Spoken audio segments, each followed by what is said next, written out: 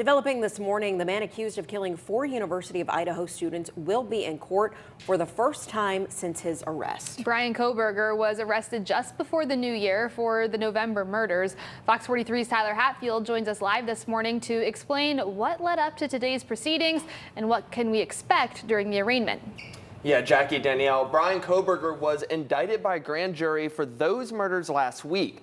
The grand jury met in a secret, choosing to indict him on 4 counts of first-degree murder and 1 count of burglary. It's a case that shocked the nation and it led to a weeks-long manhunt that ended right here in Pennsylvania.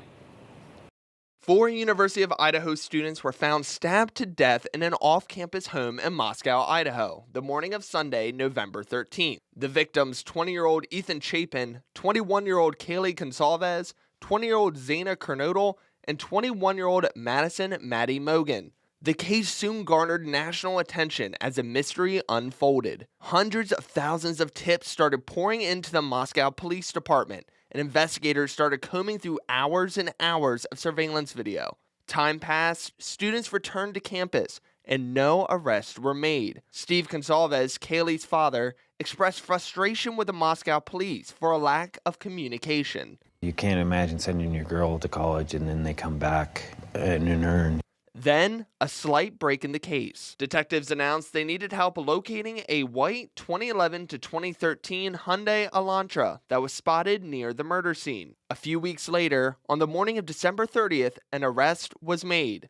28-year-old Bryan Kohberger was taken into custody at this family's home in the Indian Mountain Lakes community near Albrightsville. Police say Kohberger owns a white Hyundai Elantra like the one on surveillance video around the time of the murders. Kohberger returned to Monroe County after attending Washington State University last fall, only about 10 minutes away from where the murders took place in Moscow. A few days after his arrest in the Poconos, Kohberger appeared in Monroe County Court.